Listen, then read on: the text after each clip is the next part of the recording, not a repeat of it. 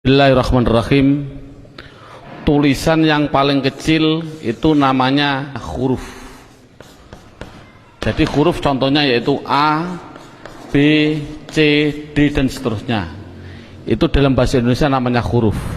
Dalam bahasa Arab itu namanya huruf. Jadi contohnya huruf yaitu alif, ba, ta dan seterusnya. Itulah namanya huruf. Kemudian di atas huruf yang kedua itu ada yang namanya dalam bahasa Indonesia namanya kata. Jadi kata itu apa? Kata susunan dari beberapa huruf yang mempunyai arti. Contoh, ada huruf S, A, Y, A, saya jadikan satu, itulah namanya kata. Ada M, ada A, ada K, ada A, ada N, saya jadikan satu, namanya kata. Ada R, ada O, ada T, ada I, namanya roti, itu namanya kata. Dalam bahasa Arab itu namanya kalimah. Jadi kalimah yaitu contohnya ana, kumpulnya hamzah, nun, alif, itu namanya kalimah. Akulu, itu namanya kalimah. Al-khubza, itu namanya kalimah.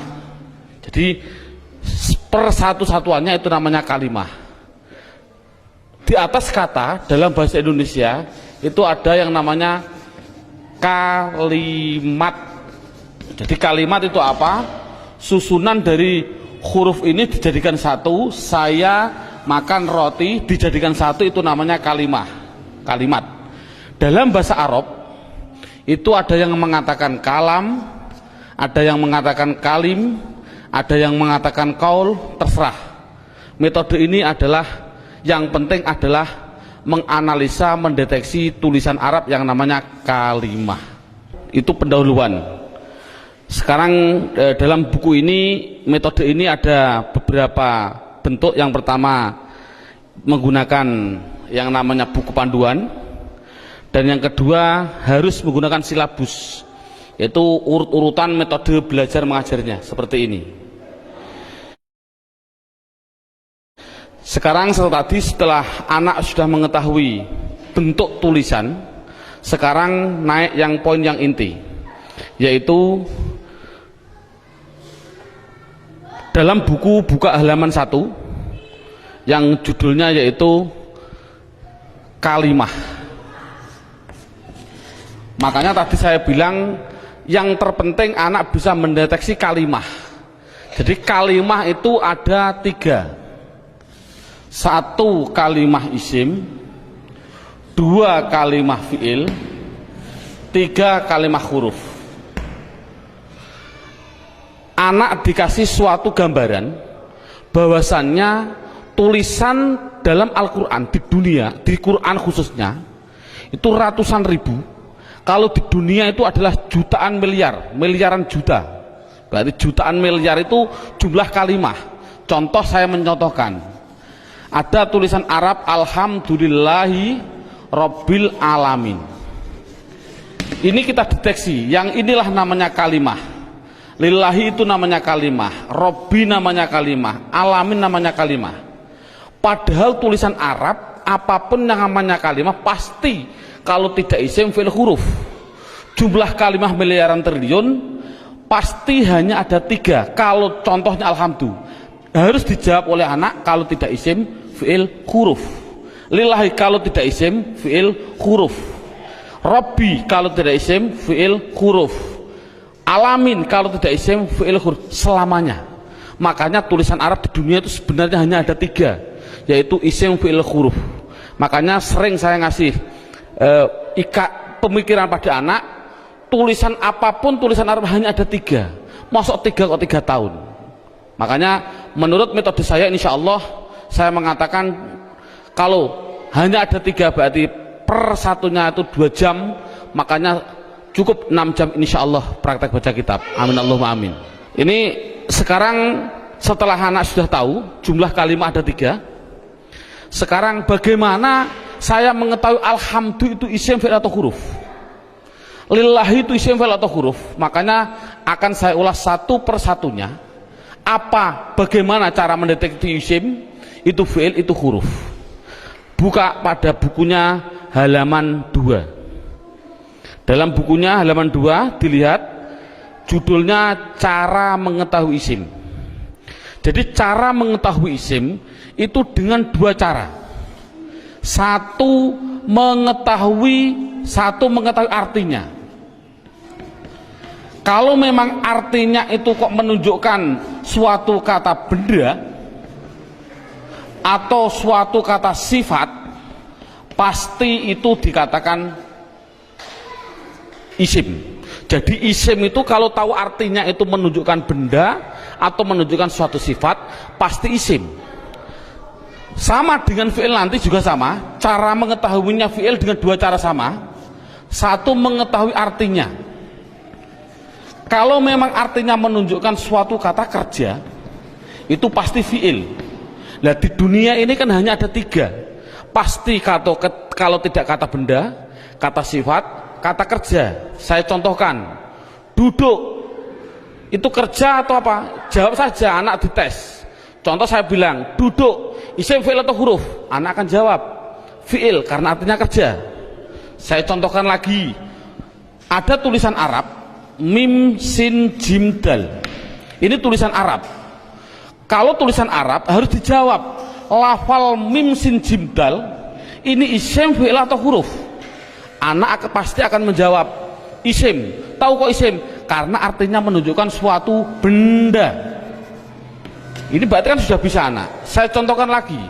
Saya bilang ada tulisan Arab, coba anak-anak lafal Arab ini jawab dengan 3 kategori, isim, fi'il atau huruf. Ini saya contohkan, mim, dal, ro, sin, ta. Artinya madrasah. Harus dijawab isim, fi'il atau huruf. Anak pasti akan menjawab itu isim. Tahu kok isim? Karena artinya benda. Oh 100. Jadi kalau ada apapun artinya benda atau sifat, contohnya Allahu Akbar, saya menerjemah Akbar itu artinya agung atau mulia. Ini agung itu kan suatu sifat, otomatis Akbar ini harus dijawab. Akbar itu isim, fi'il atau huruf? Anak akan jawab Akbar pasti isim. Tahu kok isim? Karena artinya itu suatu sifat. Jadi kesimpulannya adalah anak bisa mendeteksi, pertama mendeteksi isim, fi'il, huruf dari artinya. Kalau memang artinya benda atau sifat berarti isim, kalau artinya kerja berarti kalimah fi'il. Pertanyaan selanjutnya, Pak, tulisan Arab katanya miliaran triliun, di Al-Quran ada 700-an ribu.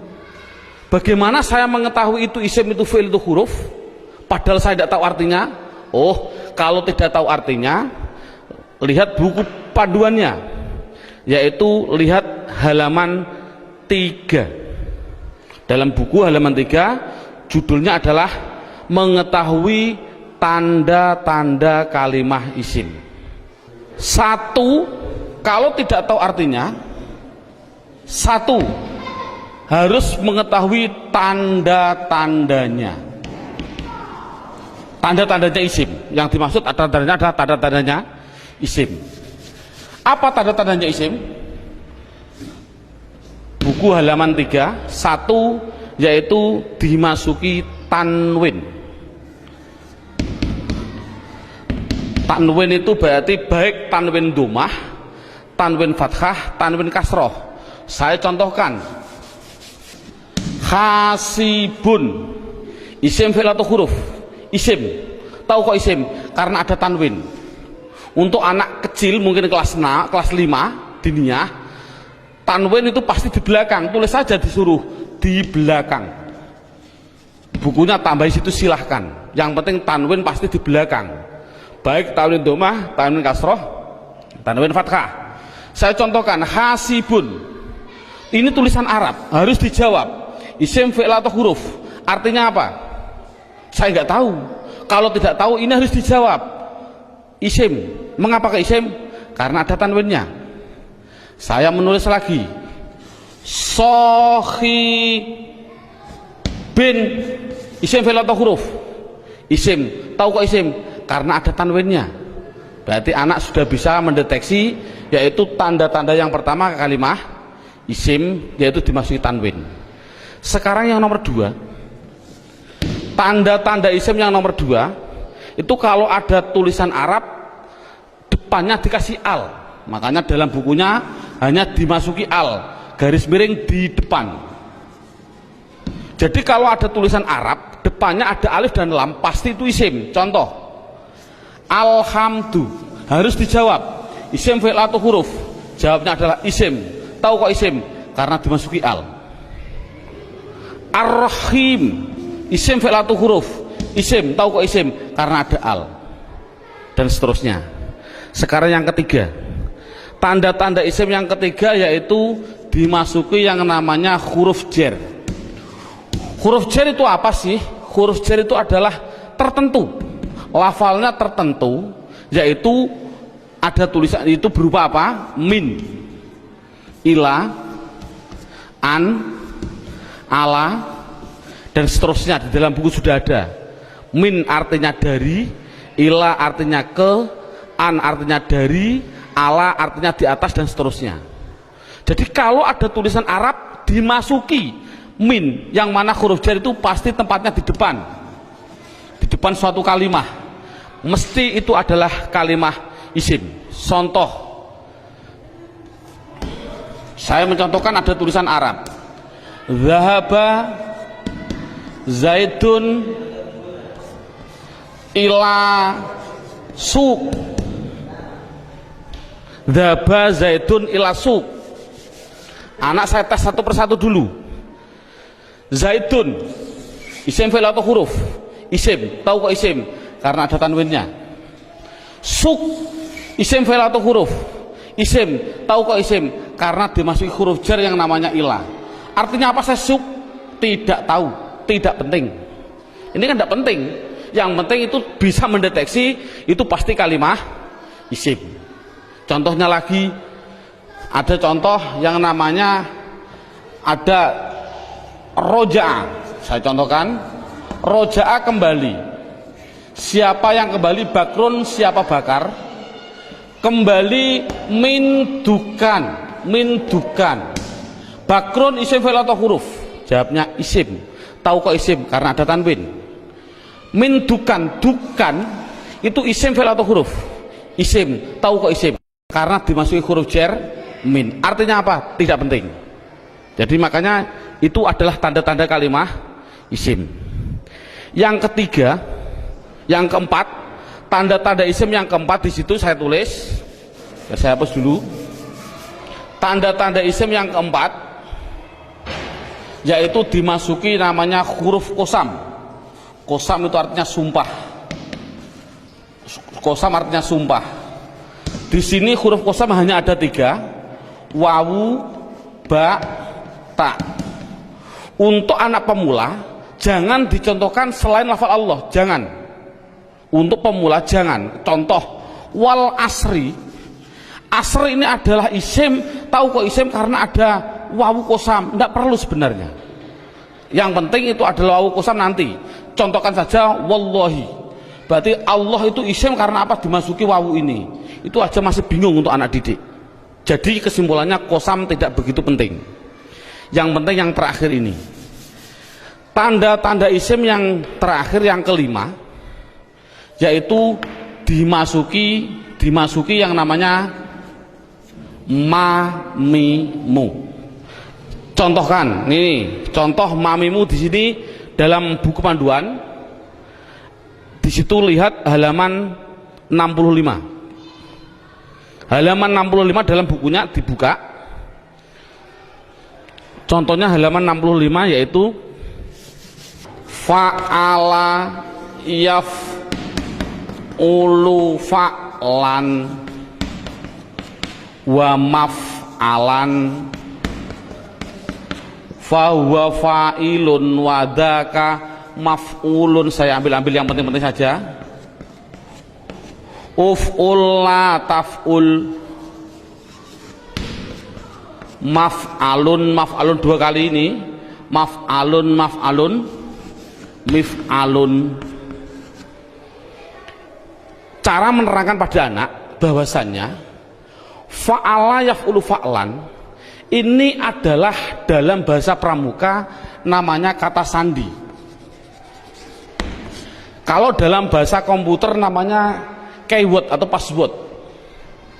Atau password, katakan saja password. Passwordnya itu apa? Itu namanya fa'ala. Karena apa? Fa'ala itu adalah hitungan hanya ada 3, 1, 2, 3. Artinya tulisan Arab di dunia, saya tadi bilang miliaran triliun itu pasti dari 3 kata dasar.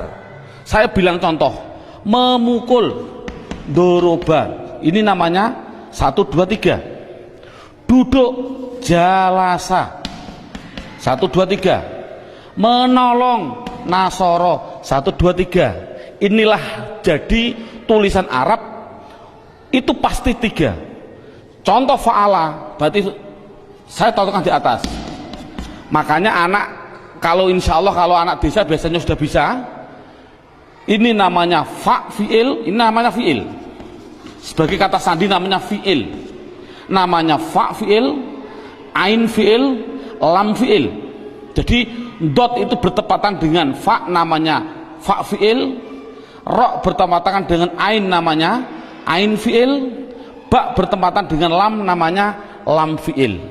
Jadi pasti tulisan Arab miliaran triliun itu pasti dari 3 kata dasar. Itu pasti.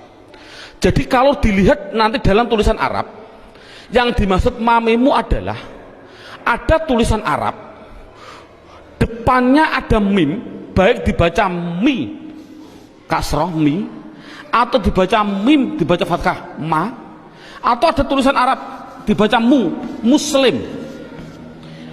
Kalau ada tulisan Arab depannya kok dikasih mim dan jumlahnya pasti 4, berarti karena 3 yang asli, mim lam sin asli, mim tambahan, lam fa, lam ain fa asli, mim tambahan. Jadi kalau ada tulisan Arab depannya ada mim, baik dibaca ma atau mi atau mu, pasti itu kalimat isim. Contoh, muslim, isim fi'il atau huruf? Jawabnya adalah isim. Tahu kok isim? Karena dimasuki mu. Saya menulis masjid, isim fi'il atau huruf? Isim. Tahu kok isim? Karena dimasuki ma. Dan seterusnya. Saya bilang madrasah, isim fi'il atau huruf? Isim. Tahu kok isim? Karena dimasuki ma. Jadi tulisan Arab kalau ada mim dibaca baik fathah, kasroh, dumah, itu pasti kalimah isim. Sekarang saya tambah sedikit suatu pengenalan. Kalau ada tulisan Arab,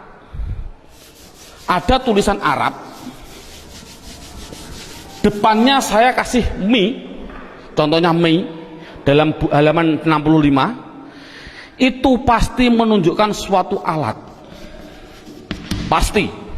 Contoh saya contohkan, rowaha sama dengan fa'ala. Rowaha artinya angin. Coba kalau kasih mi bunyinya apa? Samakan dengan ini, berarti mati hidup, hidup. Rowaha kasih mi bunyinya mirwahun. Jadi mirwahun artinya adalah, karena ada mi artinya adalah alat angin. Apa alat angin? Kipas angin. Jadi kipas angin itu bahasa Arabnya adalah mirwah. Saya menuliskan lagi, kalau ada tulisan Arab di belakangnya ada tak seperti ini, tak, pasti itu hanya tambahan, tidak akan asli, pasti tambahan. Contoh, satoro, satoro saya nulis artinya pinggir. Coba kalau kasih mi bunyinya apa? Mistorun. Tapi tak ada masalah lah. Mistorotun. Apa mistorotun? Penggaris salah. Yang betul adalah alat pinggir, yaitu penggaris sama. Jadi kan sama tujuannya, semuanya. Kalau ada tulisan Arab depannya dikasih ma, ada arti 2, yaitu mengartikan 2. Namanya menunjukkan suatu tempat atau suatu waktu, menunjukkan waktu. Tinggal pilih kondisional. Untuk guru tolong hanya sebutkan saja pasti maf'a, karena nanti dalam pendalaman ada yang namanya maf'i ada, tapi tidak perlu dicontohkan pada murid. Yang penting adalah maf'a. Kalau ada lafal maf'a, pasti tinggal pilih menunjukkan tempat atau waktu. Contoh, Darosa belajar. Coba kalau kasih ma bunyinya apa? Madrosun. Kasih tak aja lah, enggak masalah lah. Apa namanya? Madrosatun. Darosa belajar. Kalau madrosatun artinya apa? Sekolahan, jangan sekolahan. Artinya itu tempat belajar, yaitu sekolahan, sama. Semuanya seperti itu semua. Kataba menulis. Coba kalau kasih ma bunyinya apa? Maktabun. Apa maktabun? Maktabun artinya tempat menulis. Apa? Meja tulis. Jadi meja tulis bahasa Arabnya maktab dan lain sebagainya. Ada yang mengatakan tempat nulis itu adalah kantor, boleh. Jadi maktabun kantor, boleh, karena memang kantor itu untuk tempat menulis juga, dan seterusnya. Setelah itu yang penting anak bisa mendeteksi kalimat isim. Ini alhamdulillah cukup sampai ini. Minimal anak bisa mendeteksi media harokat pasti isim. Karena apa? Kita semua bisa melihat yang namanya isim di media harokat itu pasti ada tanda-tandanya itu semua, kecuali satu yang namanya mudhof. Ini murid tidak perlu diterangkan, ini khusus spesial guru, karena semua media harokat bisa dideteksi itu isim. Saya bisa mendeteksi kecuali satu, apa yang namanya mudhof. Berarti mudhof. Apa mudhof itu nanti tidak perlu kita terangkan pada anak. Ini yang pertama. Sekarang alhamdulillah beberapa menit sudah bisa anak bisa mendeteksi tulisan Arab yang namanya isim. Sekarang kita mendeteksi yang kedua yang namanya kalimah fi'il. Kita mendeteksi yang kedua namanya kalimah fi'il. Tadi saya bilang kalimah ada 3 isim fi'il huruf. Isim mengetahui artinya, kalau benda sifat menunjukkan benda atau sifat berarti isim. Kalau tidak tahu artinya, mengetahui tanda-tandanya. Sama dengan fi'il. Kalau mengetahui artinya, itu artinya menunjukkan suatu kerja, berarti kalimah fi'il. Tadi sudah saya terangkan. Kalau tidak tahu semuanya Pak, oh sama dengan isim, yaitu mengetahui tanda-tandanya. Lihat buku panduannya, yaitu halaman 10. Buku panduan halaman 10.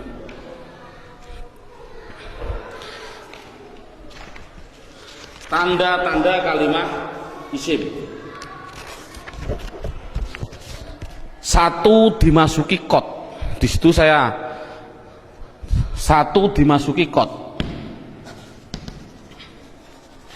Dimasuki kot. Saya menulis, biar anak, karena anak kecil mungkin biar jelas, saya suruh di depan. Tempatnya itu di depan. Jadi kalau ada tulisan Arab kok ada depannya ada lafal kot, pasti setelahnya itu fi'il. Contoh, saya mencontohkan Allahu Akbar, Allahu Akbar, qad qomatis sholah, qad qomatis sholah. Ini adalah lafal kot. Koma itu mau tidak mau harus saya jawab itu kalimat fi'il. Tahu kok fi'il? Karena dia dimasuki kot. Ini kan paling mudah. Jadi kalau ada dimasuki kot itu namanya kalimah fi'il. Apa artinya koma? Tidak penting. Yang penting tahu itu adalah fi'il. Tanda-tanda yang kedua yaitu dimasuki yang namanya sin. Tolong lafal sin tidak usah diterangkan. Karena apa kok menerangkan? Wong saya menerangkan fi'il saja belum tahu, saya contohkan lafal sayaqulus sufaha. Yaqulu itu adalah fi'il, karena apa? Dimasuki sin, tidak akan mungkin paham anak. Makanya sin adalah ditinggal dulu, karena dia belum bisa mendeteksi semuanya. Jadi sin saya tinggal. Tanda-tanda fi'il yang ketiga yaitu dimasuki yang namanya saufa. Dimasuki yang namanya saufa. Tulis saja sama, sin ya di depan, saufa ya di depan, sama. Contoh yang biasa yang sering didengarkan oleh anak, contoh saya bilang kala saufata lamun, tak lamun itu pasti saya mengatakan fi'il. Karena apa? Karena dimasuki saufa. Artinya apa? Tidak penting, karena sudah tahu itu artinya saufa. Saufa itu masuk pada kalimat tadi mesti kalimat fi'il. Ini paling mudah. Yang terakhir tanda-tanda fiil yaitu dimasuki yang namanya taknis. Saya suruh menambahi pada anak. Taknis itu saya bilang, saya tulis di belakang, tempatnya itu di belakang, dan berupa tak seperti ini yang mati. Orang Jawa bilang tak perahu lah. Jadi tak perahu. Nek ono tak perahu seperti itu pasti itu namanya kalimah fiil. Contohnya ini. Qad qomat as-shalah, aslinya itu adalah koma, itu fiil dengan dua tanda-tanda. Satu dimasuki qad, dua dimasuki ini tak, ini di belakang masuk pada kalimat ini. Jadi ada dua tanda-tanda. Coba sholat, isim fi'il atau huruf? Isim. Tahu kok isim? Karena ada al. Oh mudah. Namun sekali lagi ini mulai metode saya adalah nanti menggunakan yang namanya metode hantu. Ini contohnya. Al ini adalah alif dan lam. Yang namanya alif itu pasti mati. Yang namanya alif pasti mati. Ada mati ketemu mati, itu namanya hantu. Saya tulis mati ketemu mati namanya apa? Hantu. Orang Arab tidak senang hantu. Akhirnya biar ini hidup, akhirnya dikasih biar berdoa. Bunyi apa? Qad qomatis shalah. Bukan qad qomat shalah lagi, tapi qad qomatis shalah. Saya contohkan lagi. Lafal min ketemu masjid. Bunyinya apa? Min al-masjid tidak boleh karena ini ada alif mati ketemu mati namanya hantu, tidak boleh, harus dihidupkan biar berdoa, bunyinya minal masjidi. Contoh lagi, an ketemu madrasah, bunyinya apa? Anil. Kok bisa anil? Oh karena ada mati ketemu mati namanya hantu. Ini sekali lagi orang Arab itu tidak senang atas hantu. Kesimpulannya adalah berapa menit mulai pertama dan sekarang ini anak sudah bisa mendeteksi media harokat yang namanya isim dan fiil. Alhamdulillah dengan beberapa menit anak sudah bisa mendeteksi namanya media harokat isim atau fiil. Karena apa? Huruf itu hanya huruf jar. Katakan saja huruf jar. Ada huruf li taukid dan sebagainya, itu tidak penting. Berarti kalau huruf jar itu tertentu tadi hanya min ila ada berapa 9. Selain itu tulisan Arab pasti hanya isim dan fiil. Anak sudah bisa mendeteksi kecuali tadi mudhof. Alhamdulillah. Sekarang kita naik poin yang keempat. Poin yang keempat yaitu lihat buku halaman pertama. Dalam halaman pertama terlihat kalimah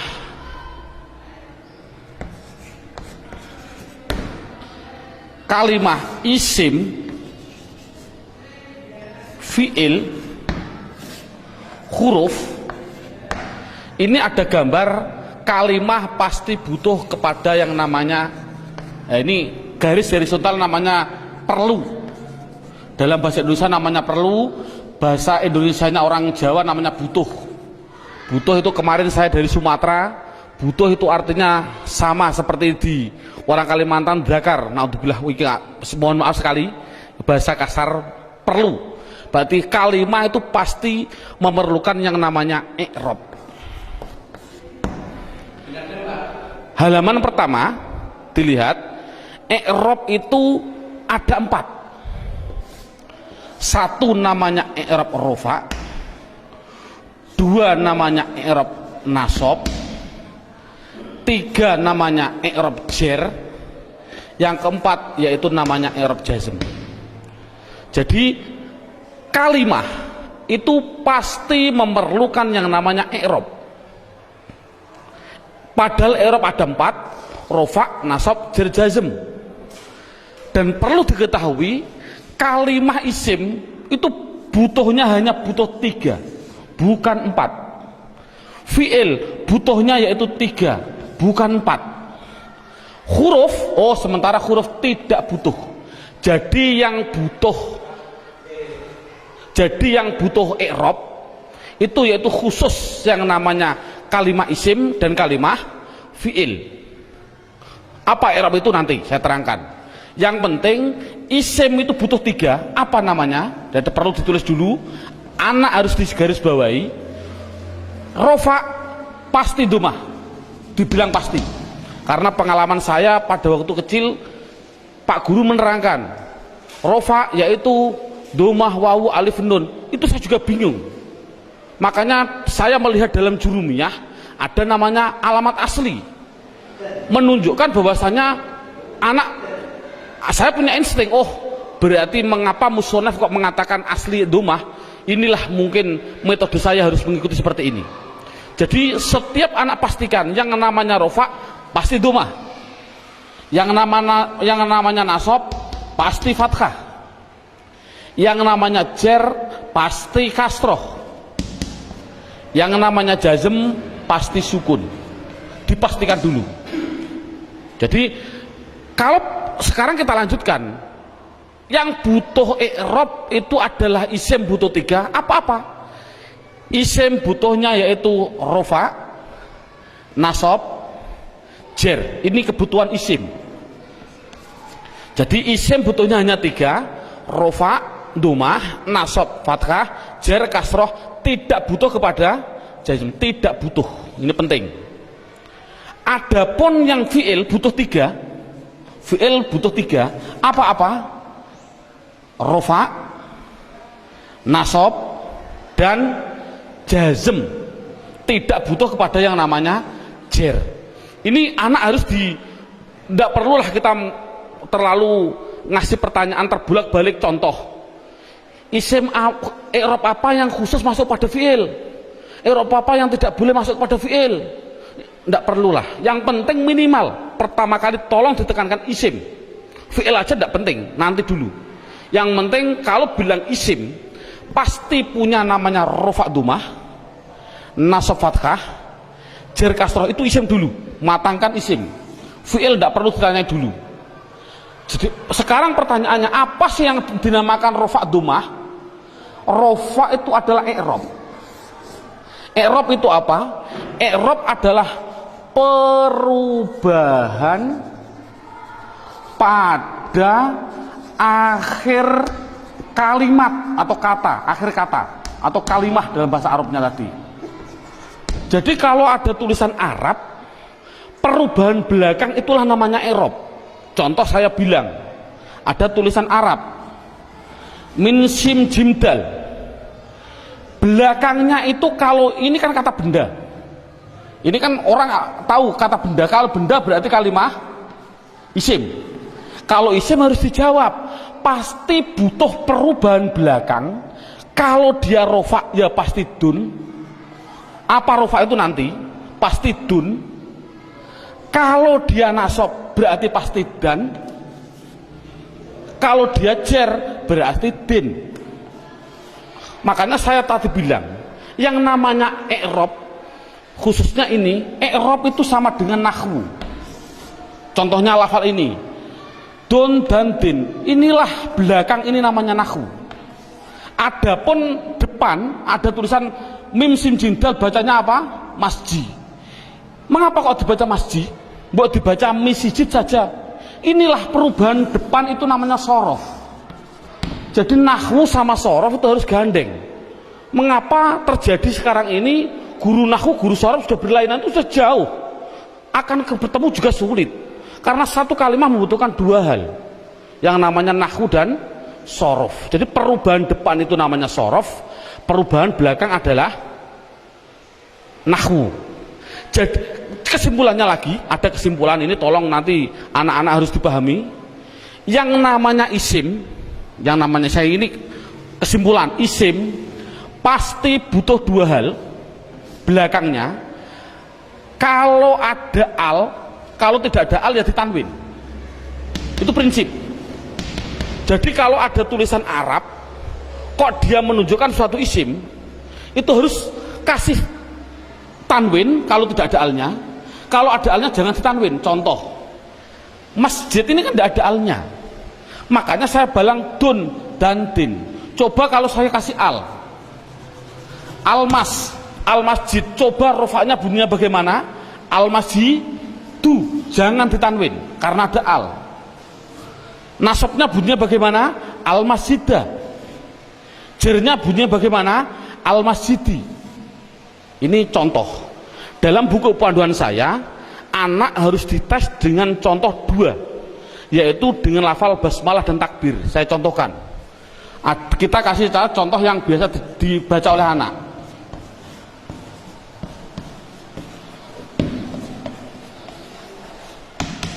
Dideteksi dulu isim fi'ilnya.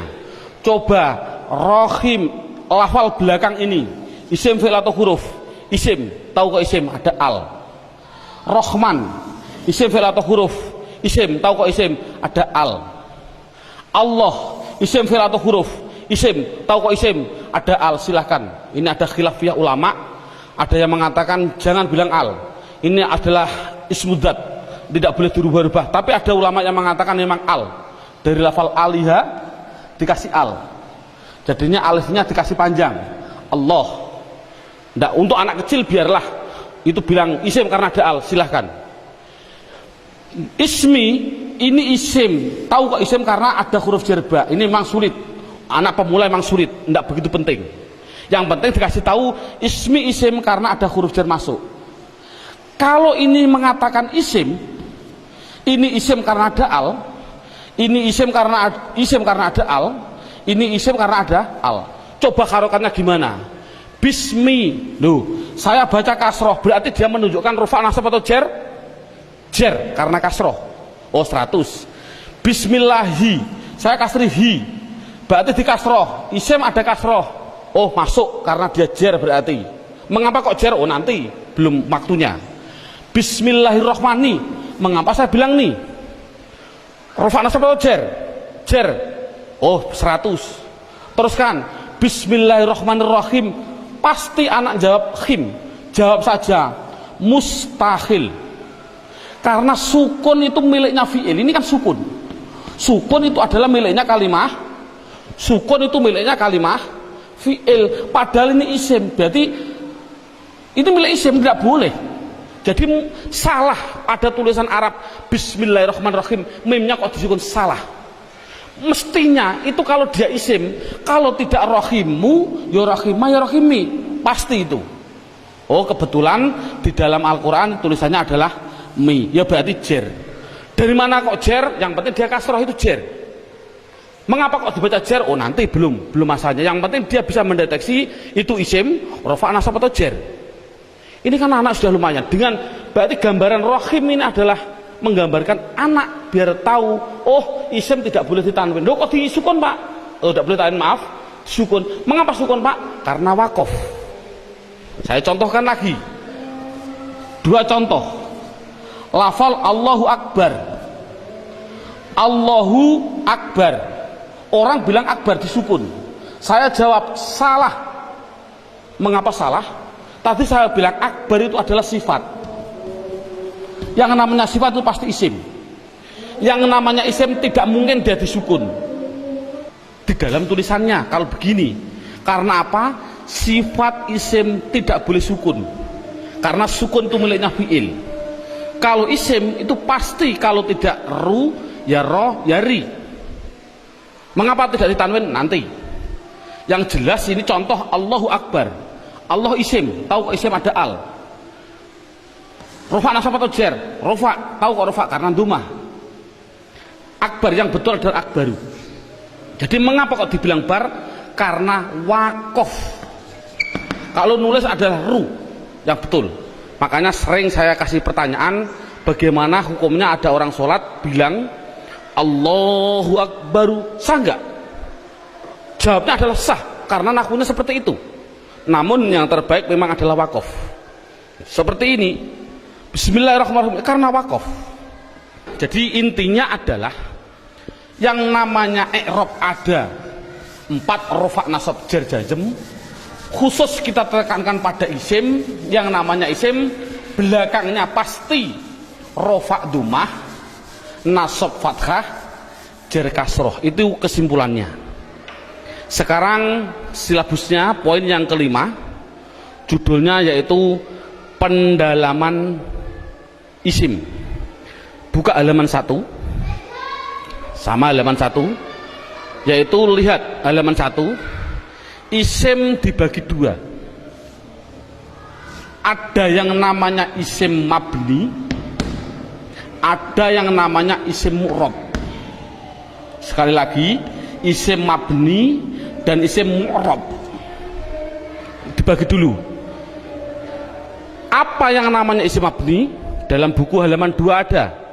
Mabni itu adalah, mabni itu apa? Mabni adalah harokat belakang, harokat belakang itu tetap. Saya tulis tetap. Itulah namanya mabni. Jadi mabni itu apa? Mabni harokat belakang tetap. Mu'rab itu apa? Mu'rab yaitu harokat belakang berubah-ubah. Harokat belakang berubah-ubah. Jadi itu kesimpulannya. Jadi isim harus dibagi 2, isim mabni dan isim mu'rab. Isim mabni belakangnya tetap, isim mu'rab belakangnya berubah-ubah. Isim mabni sekarang diperinci satu persatu. Dalam silabus ada isim mabni, yaitu satu namanya isim domir. Saya tulis satu namanya isim domir. Tolong dalam hal ini anak tidak usah diperdalami. Yang namanya pada waktu pengalaman saya dulu kecil, Pak Guru bilang domir itu ada 2, seperti contoh seperti ini. Domir ada 2, domir baris dan domir mustatir. Baris muttasil ada 2, baris munfasil ada 2, muttasil ada 4, dan domir mustatir ada yang jawas dan ada yang wujub. Ini enggak, dulu saya suruh menghafalkan ini domir saja, itu mungkin 1 bulan. Lah menurut saya kita ambil yang pokok dulu. Dengan metode ini adalah metode saya bilang domir yang berupa domir baris munfasil rufa, yaitu pendalamannya dalam buku. Lihat halaman buku yaitu dilihat halaman 4. Halaman 4 dilihat judulnya isim domir. Di situ saya tulis yaitu lafal huwa, huma, hum, iya, huma, hunna, anta, antuma, antum, anti, antuma, antunna. Yang terakhir ana, nahnu. Jadi jumlahnya 14. 1, 2, 3, 6, 9, 12, 14, 13, 14. Jadi jumlahnya saya bilang isim domir adalah jumlahnya 14. Contohnya huwa, mahum.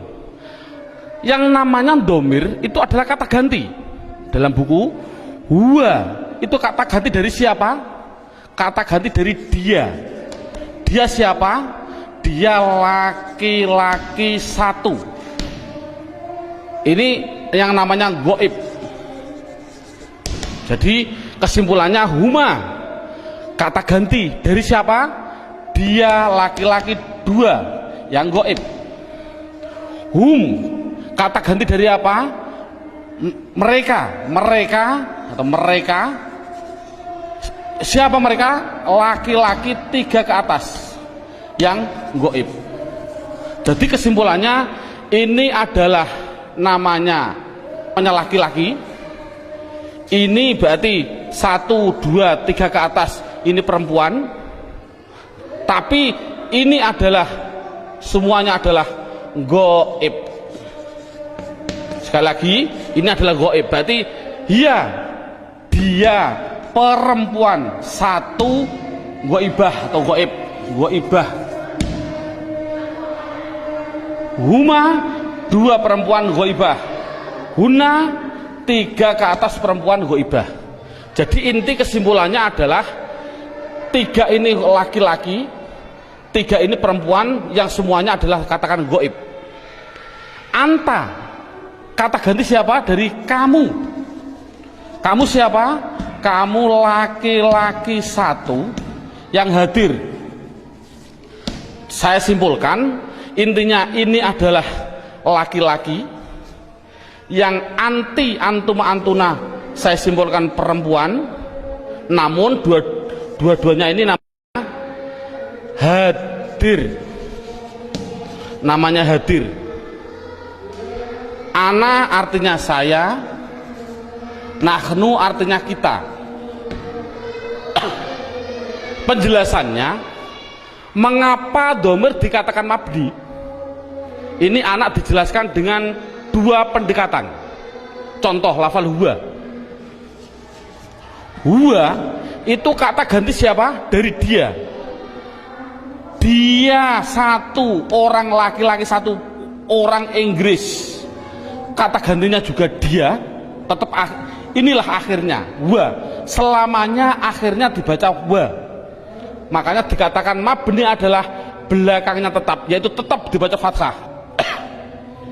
Dia orang Amerika, ya sama tetap wa. Orang Indonesia, ya tetap wa. Jangan mentang-mentang orang Indonesianya orang pendek-pendek terus dibilang wi. Kalau orang Arab orangnya tinggi-tinggi wu, enggak boleh. Kesimpulannya adalah selamanya pasti akhirnya tetap berupa yang namanya wa. Itu pendekatan secara logika. Pendekatan secara nahwiyah walaupun salah, karena walaupun salah, contoh huwa dia dibaca rofa ya tetap huwa. Dia karena isim kan dibaca nasab ya tetap huwa. Dibaca jar ya tetap huwa.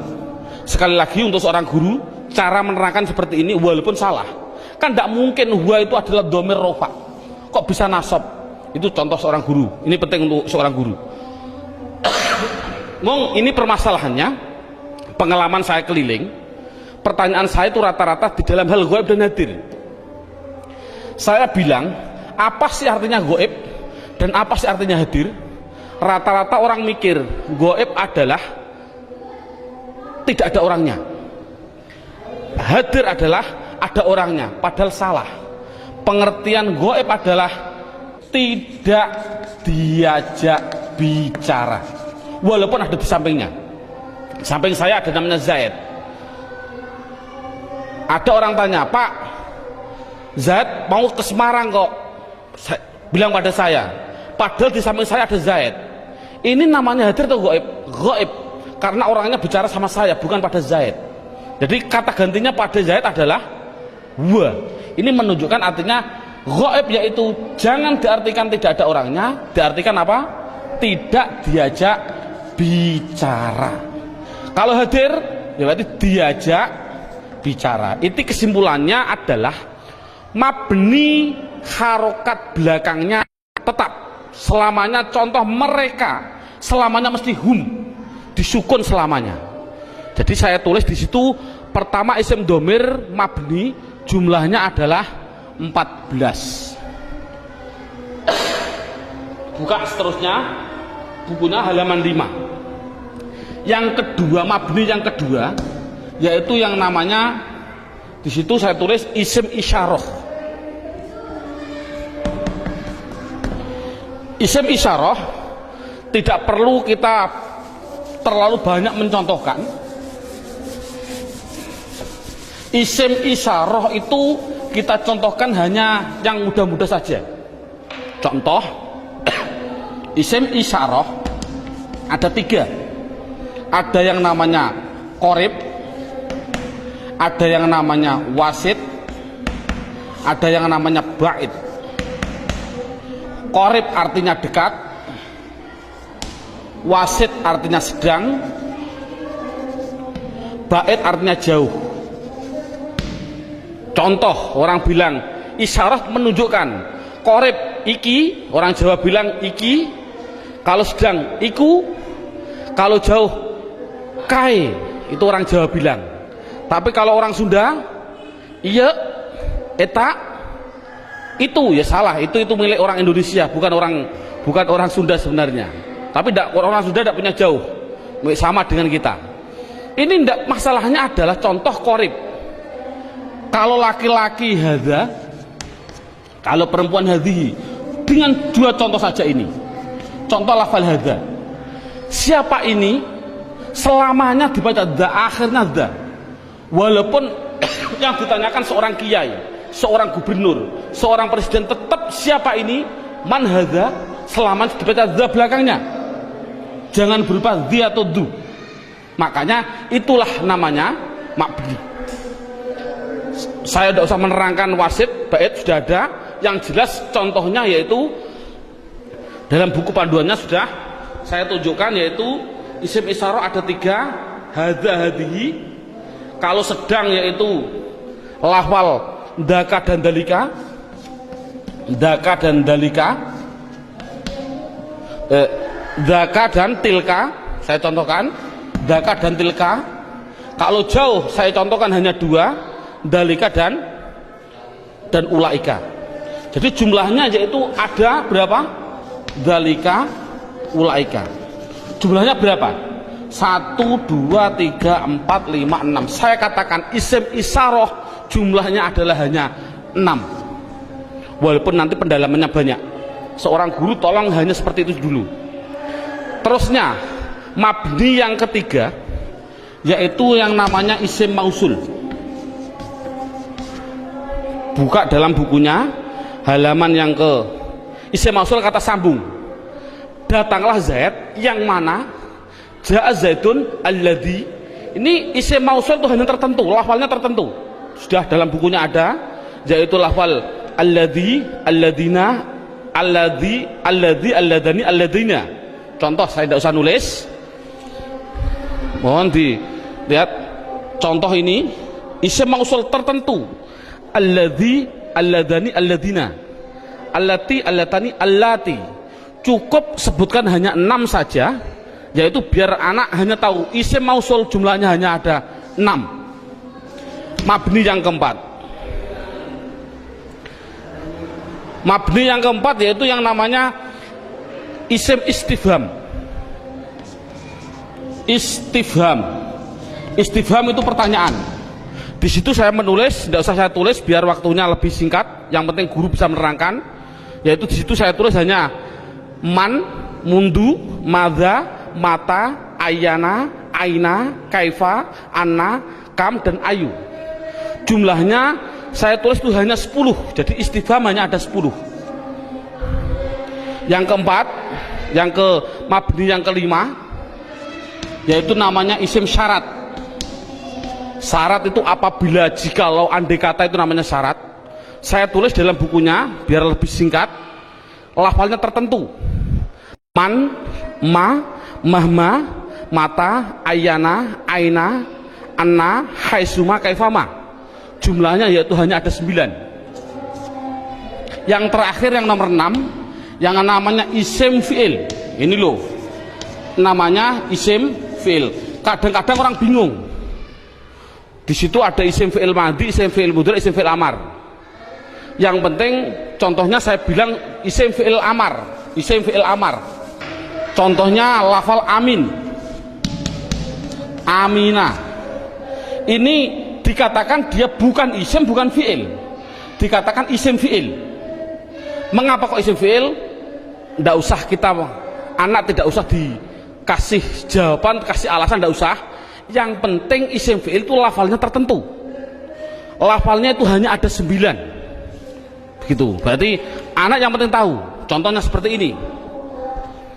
Isim fi'il amar yang pertama, ada yang namanya soh dan seterusnya.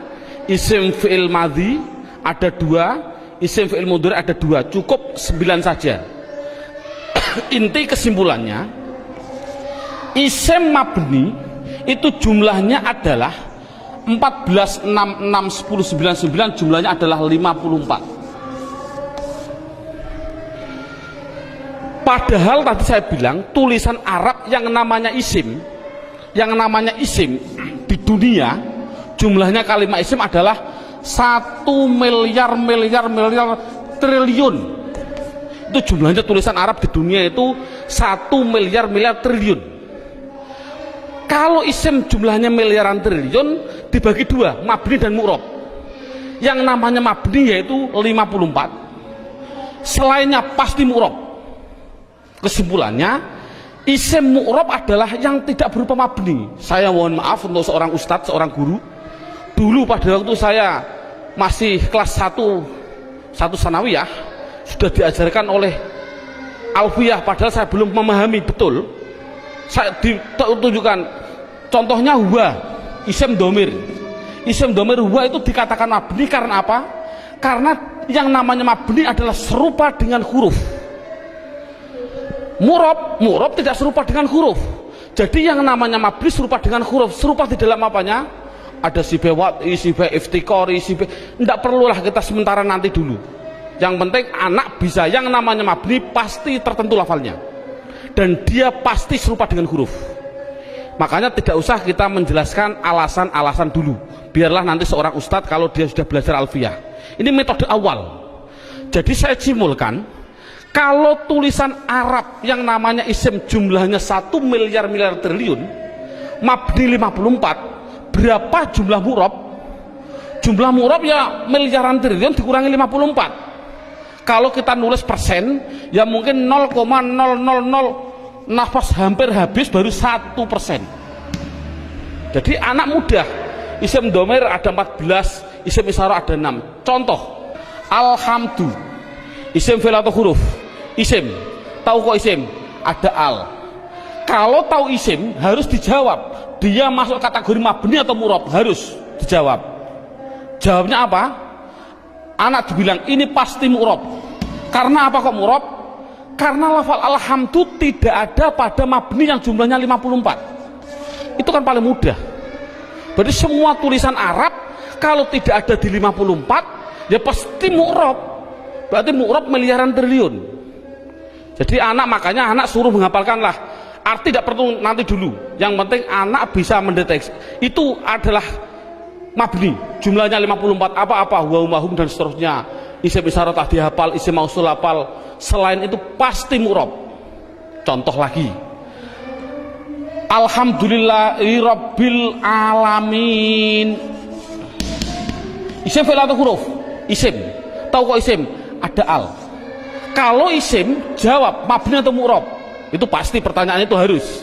Jawabnya adalah mu'rob. Tahu kok mu'rob? Karena tidak ada di mabni, gitu saja. Paling simpel. Mengapa kok mu'rob? Karena tidak ada di mabni. Insya Allah anak akan bisa. Berarti bisa mendeteksi media harokat itu isim, mabni atau mu'rob. Semuanya. Mulai dari bismillah, mu'rob karena tidak ada di mabni. Bismillahi Allah, mu'rob karena tidak ada di mabni.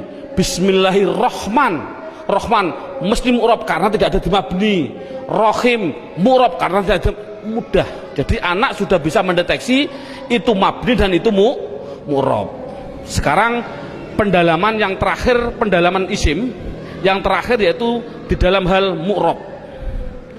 Dalam buku panduannya lihat halaman 8. Lihat halaman 8. Halaman 8 sudah tertulis, saya tulis di situ. Halaman 8. Halaman 8 sama halaman 1 sama. Sekali lagi, halaman 8 dan halaman 1 adalah sama. Yang namanya mu'rob itu tadinya ada 6. 6 jumlah total 54. Sekarang enggak, yang namanya mu'rob 1 ada yang namanya mufrad, 2 ada yang namanya tasniyah, yang ketiga ada yang namanya jamak mudzakkar salim, yang keempat ada yang namanya jamak muannas salim, yang kelima, nah ini saya batasi cukup mu'rob yang penting anak bisa 4, mufrad tasniyah jamak mudzakkar salim jamak muannas salim. Yang kelima sampai yang ke-9 tidak penting. Sekali lagi metode ini adalah tidak penting. Karena apa? Karena mu'rob yang 4 ini itu sudah mendominasi dalam tulisan Arab 80% dari tulisan Arab itu pasti terjadi dari 4. Makanya anak harus ditekankan di dalam 4 tadi. Berarti sekali lagi, mu'rab yang jumlahnya miliaran triliun dikurangi 54 itu harus dimasukkan di antara 4 ini. Berarti di antara 4 ini mufrad, tasniyah, jamak mudzakkar salim, jamak muannats salim. Sekarang anak diterangkan apa sih yang namanya isim mufrad. Lihat ini, mufrad itu bahasa Arab. Artinya apa mufrad? Artinya satu. Baik dia seorang laki-laki atau perempuan, pokoknya satu, itu nama bahasa Arabnya mufrad. Tasniyah itu bahasa Arab. Apa sih artinya tasniyah? Tasniyah itu artinya 2. Baik dia seorang laki-laki atau perempuan. Yang ketiga namanya jamak mudzakkar salim. Jamak itu artinya banyak, banyak itu artinya 3 ke atas, 3 plus. Mudzakkar artinya laki-laki, salim artinya selamat, berarti laki-laki yang selamat. Ngono selamat cara jayani. Yang keempat, jamak muannats salim. Jamak artinya 3 ke atas, muannats artinya perempuan, salim selamat. Jadi sementara anak dites dengan bahasa Jawa atau bahasa Indonesia, disuruh mengarabkan. Contoh saya bilang, coba saya bilang 2 buku itu mufrad atau tasniyah atau jamak mudzakkar salim atau jamak muannats salim? Jawab tasniyah. Tahu kok tasniyah? Karena artinya 2. Saya bilang 5 bakar, mufrad, tasniyah atau jamak mudzakkar atau jamak muannats? Jawab jamak mudzakkar salim. Karena apa? Artinya 5 3 ke atas, zaid adalah, bakar adalah laki-laki. Jadi anak sudah bisa dites dengan bahasa Jawa, disuruh membahasa Arabkan. Contoh sekali lagi, 2 zaid tasniyah, 5 bakar jamak mudzakkar salim, 10 hindun itu perempuan, jamak muannats salim. Bakar 1 artinya mufrad, Zainab 1 artinya mufrad bahasa Arabnya. Nah, kalau ada tulisan Arab kok tidak berupa mabni yang jumlahnya 54, pasti harus dimasukkan mu'rab. Kalau mu'rab harus dimasukkan di antara 4 ini, harus apa mufrad, apa tasniyah, apa jamak mudzakkar salim, apa jamak muannats salim, pasti harus masuk semua tulisan mu'rab. Contoh, nah ini bagaimana saya mengetahui Pak tulisan Arab itu mufrad, tasniyah, jamak mudzakkar salim, jamak muannats salim? Lihat bukunya halaman 8. Kalau ada tulisan Arab,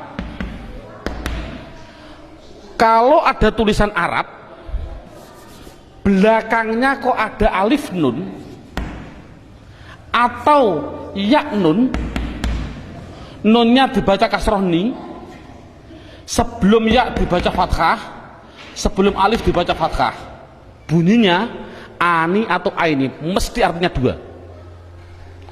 Kalau ada tulisan Arab belakangnya kok berupa wawun nun atau ya nun, nunnya tapi dibaca na, baca fathah na, sebelum ya dibaca kasroh, sebelum wawu dibaca dhammah.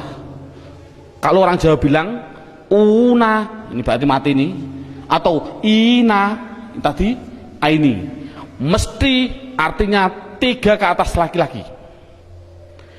Kalau ada tulisan Arab belakangnya berupa alif dan tak, taknya tak perahu, sebelum alif dibaca fathah, taknya hanya 2, kalau tidak ton ya tin, itu pasti dikatakan jamak muannats salim. Kalau ada tulisan Arab belakangnya tidak ada tambahan ani, aini, una, ina, atun, atin, mesti itu isim mufrad. Jadi isim mufrad itu apa? Yaitu kalau tulisan Arab tidak ada belakangnya tidak ada tambahan. Saya contohkan, alhamdu, isim fi'il atau huruf? Isim. Tahu kok isim? Karena ada al. Pertanyaan selanjutnya, mabni atau murab? Murab. Tahu kok murab? Karena tidak ada di mabni. Kalau mu'rob harus dimasukkan di antara 4 ini, wajib 4 ini harus dimasukkan. Berupa apa? Mufrad. Tahu kok mufrad? Karena belakangnya tidak ada tanda-tandanya. Ani, aini. Ini kan dal. Dal ini kan tidak ada tambahannya. Oh, jadi alhamdu adalah isim mufrad. Contoh lagi. Bismillah, alhamdulillahirabbil alamin. Alamin. Pertanyaan, isim fi'il atau huruf? Isim. Tahu kok isim? Ada al. Mabni atau mu'rob? Mu'rob. Tahu kok mu'rob? Karena tidak ada di mabni. Kalau masuk mu'rob, masukkan di antara 4 ini. Bunyinya apa? Jamak mudzakkar salim. Tahu kok jamak mudzakkar salim? Karena belakangnya ada inang, ya nun, sebelumnya dibaca kasroh. Cocok gak dengan ini? Ina. Jadi tulisan Arab mesti gitu semua. Kalau mu'rob pasti harus masuk kategori di antara 4 tadi. Ini alhamdulillah berapa jam ini anak sudah bisa 100% mendeteksi isim dan mengkategorikan di antara mabni dan mu'rob. Subhanallah, sudah bagus. Ini untuk apa isim tadi? Oh, nanti. Itu adalah setelah 3 jam. Kita istirahat dulu.